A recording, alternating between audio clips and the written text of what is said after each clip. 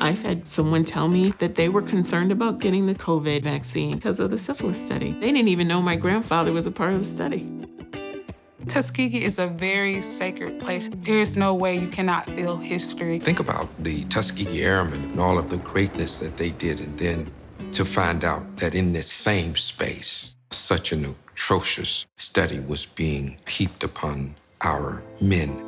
The study began in 1932. Segregation and Jim Crow were the structures of how our society functioned. What happened with the men and their families? It was the untreating of syphilis. The original title of the study is Tuskegee Study of Untreated Syphilis in the Negro Male. They were not treated for the disease that killed them, that made them blind. My great-great-grandfather, John Good, he was of the clergy. He was a farmer. He was a syphilitic in the study, and our family really didn't talk about it. Both of my great-grandfathers had been a part of that study. They were sharecroppers, and then later they were able to get land of their own. On my right here is Alec Ware, we call him Big Daddy. On my left here is Papa Frank Cooper, and he went blind at a young age. I am the daughter of one of the men in the study, Freddie Lee Tyson. I'm also the daughter of Johnny Mae Neal Tyson. I have to include my wonderful mother because the two of them was on the journey together. My uncle used to always run after us. We'll get your ear, I'm gonna get, and we just run and run and run, and then we run right back to him. My grandfather and I were phenomenally close. He worked as a firefighter where the Tuskegee Airmen trained. Actually caught my first fish with my grandfather. My father had congenital syphilis from his mother. There were a number of opportunities for the men to receive treatment, and they were very intentionally barred. And everyone involved in that study wanted it to go untreated until their death. Their body would then be sent to be autopsied to see the effect. Around 1947, penicillin became widely accepted and widely used. The doctors of the study prevented the men in the study from getting penicillin. The first thing those doctors should have done for these gentlemen was to make sure that each and every one was treated. It was the fall of '72.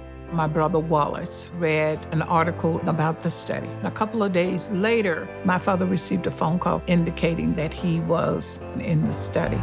When he found out what the study was really all about and that he had been used and treated as a guinea pig, there was just a lot of shame. I'm so sorry.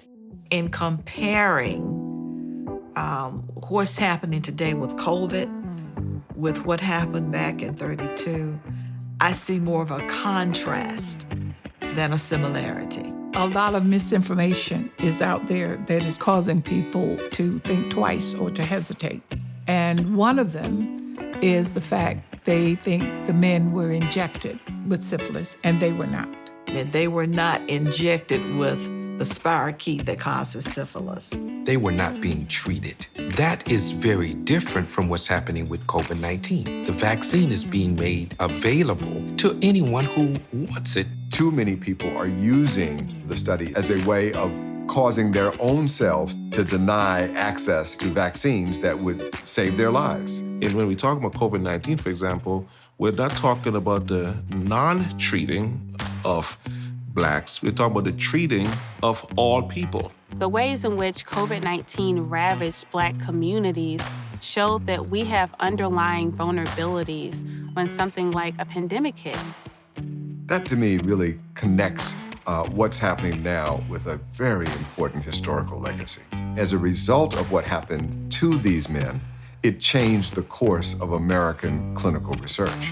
It created the institutional review boards, which is a very important intervention that says that there must be people who can examine every study that is done on human beings in this country. Wherever there's research that's happening, there has to be informed consent documents that are signed, not just when participating in clinical trials, but also if you're going to get any type of a medical procedure. Those things came because of that study. It boils down to truly understanding the concept of community, which is two words, common unity. The path from tragedy to triumph travels along the path of learning. I've taken both of my vaccines, and you're talking about something that happened to my family.